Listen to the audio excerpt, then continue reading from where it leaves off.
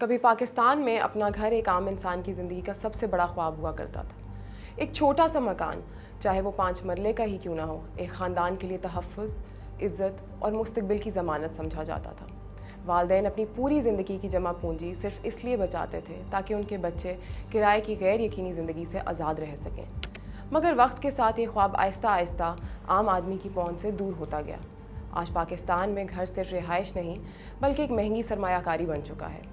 یہی وجہ ہے کہ ریل اسٹیٹ کی تیز رفتار عروج نے سستی رہائش کے تصور کو تقریباً ختم کر دیا ہے۔ پاکستان میں ریل اسٹیٹ سیکٹر کو ہمیشہ ایک محفوظ سرمایہ کاری سمجھا گیا۔ جب معیشت غیر مستحکم ہو، روپے کی قدر گرتی رہے، کاروباری مواقع محدود ہوں اور مہنگائی مسلسل بڑھ رہی ہو، تو لوگ اپنی جمع پونجی زمین اور پلاٹس میں لگانا زیادہ محفوظ سمجھتے ہیں۔ اس سوچ نے جائیداد کو رہائش کی ضرورت سے نکال کر منافع کمانے کی منڈی میں تبدیل کر دیا۔ راولپنڈی، اسلام آباد، لاہور اور کراچی جیسے بڑے شہروں میں ہزاروں پلاٹ صرف اس امید پر خریدے جاتے ہیں کہ چند سال بعد ان کی قیمت کئی گنا بڑھ جائے گی۔ نتیجہ یہ ہے کہ زمین وہاں بھی مہنگی ہو گئی جہاں ابھی بنیادی سہولتیں تک مکمل موجود نہیں۔ اس ریل اسٹیٹ بوم کا سب سے بڑا نقصان عام شہری کو ہوا۔ پہلے ایک متوسط طبقے کا خاندان چند سال کی بچت سے چھوٹا سا پلاٹ خرید سکتا تھا، مگر اب ایک عام تنخواہ دار شخص کے لیے صرف زمین خریدنا ہی تقریباً ناممکن ہوتا جا رہا ہے۔ گھر بنانا تو بات کی بات ہے، زمین کی قیمتوں میں اضافہ اتنا تیز ہوا کہ تنخواہیں اور آمدنی اس رفتار کا ساتھ نہ دے سکیں۔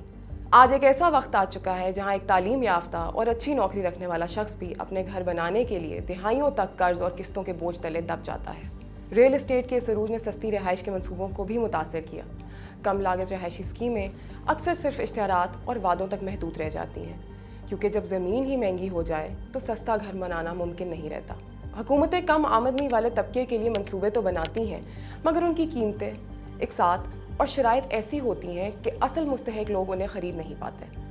یوں سستا گھر صرف ایک سیاسی نعرہ بن کر رہ جاتا ہے۔ اس صورتحال میں تعمیراتی سامان کی بڑھتی ہوئی قیمتوں نے مسئلے کو مزید سنگین بنا دیا۔ سیمنٹ، سریا، اینٹ، لکڑی، ٹائلز، پلمبنگ، بجلی کا سامان اور مزدوری سب کچھ مسلسل مہنگا ہوتا گیا۔ روپے کی قدر میں کمی نے درآمد شدہ اشیاء کو مزید مہنگا کر دیا۔ نتیجہ یہ نکلا کہ جو گھر چند سال پہلے 50 یا 60 لاکھ میں مکمل ہو جاتا تھا، آج وہی گھر کروڑوں تک پہنچ چکا ہے۔ اس طرح متوسط طبقہ نہ صرف زمین بلکہ تعمیر کی اخراجات کی وجہ سے بھی پیچھے رہ گیا۔ مڈل کلاس کو گھر کا قرض بظاہر ایک آسان حل دکھائی دیتا ہے، مگر حقیقت میں یہ لاکھوں لوگوں کے لیے یا تو ناقابل حصول ہے یا پھر ایک نیا مالی بحران بن جاتا ہے۔ ملک کی بڑی آبادی نجی شعبے، چھوٹے کاروباروں یا غیر رسمی معیشت میں کام کرتی ہیں جہاں تنخواہ اکثر کیش میں دی جاتی ہیں یا مکمل بینک ریکارڈ موجود نہیں ہوتا۔ اس لیے بینکس ایسے افراد کو غیر مستحکم سمجھ کر قرض دینے سے ہچکچاتے ہیں۔ دوسری طرف سرکاری ملازمین کو نسبتاً آسانی سے قرض مل جاتا ہے، کیونکہ ان کی آمدنی دستاویزی اور ملازمت زیادہ محفوظ سمجھی جاتی ہے۔ بہت سے لوگ یہ شکایت بھی کرتے ہیں کہ قرض کے حصول کے لیے صرف کاغذات کافی نہیں ہوتے، بلکہ سفارش، اندرونی رابطے یا بعض اوقات رشوت جیسے عوامل بھی کردار ادا کرتے ہیں، جس سے عام آدمی مزید مایوس ہو جاتا ہے۔ جو لوگ قرض حاصل کر لیتے ہیں وہ بھی بڑھتی ہوئی شرح سود، مہنگائی اور طویل مدت کی اقساط کے بوجھ تلے دب جاتے ہیں، یہاں تک کہ گھر سکون کے بجائے ذہنی دباؤ اور مسلسل مالی پریشانی کی علامت بن جاتا ہے۔ پاکستان میں ایک اور بڑا مسئلہ پلاٹ کلچر ہے۔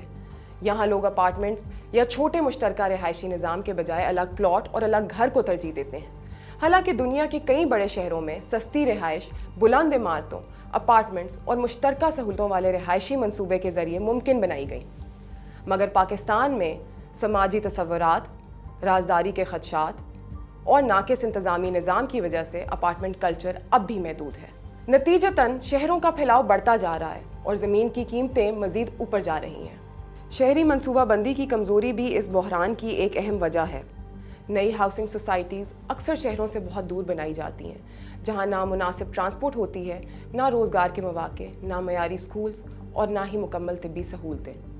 گھر شاید نسبتاً سستا مل جائے، مگر روزانہ ایندھن، سفر اور وقت پر اٹھنے والے اخراجات زندگی کو مزید مہنگا بنا دیتے ہیں۔ اس طرح سستا گھر بھی ایک مہنگی طرز زندگی میں تبدیل ہو جاتا ہے۔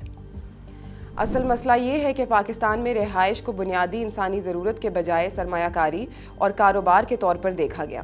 اس لیے مہنگی اور پرتعیش ہاؤسنگ سوسائٹیز تو تیزی سے پھیلتی رہیں، مگر عام آدمی کے لیے رہائش کا بحران بڑھتا گیا۔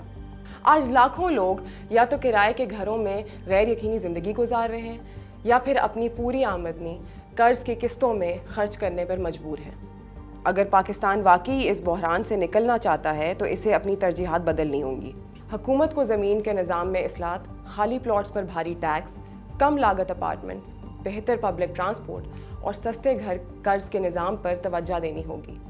اس کے ساتھ لوگوں کو بھی یہ سمجھنا ہوگا کہ مستقبل صرف بڑے پلاٹس اور وسیع گھروں میں نہیں، بلکہ بہتر منصوبہ بندی، چھوٹے مگر کرامت گھروں اور مشترکہ شہری نظام میں ہے، ورنہ وہ وقت دور نہیں جب اپنا گھر پاکستان میں صرف امیر طبقے کی سہولت بن کر رہ جائے گا، جبکہ متوسط اور غریب طبقہ ساری زندگی کرائے، قرض اور مہنگائی کے درمیان پھنسا رہے گا۔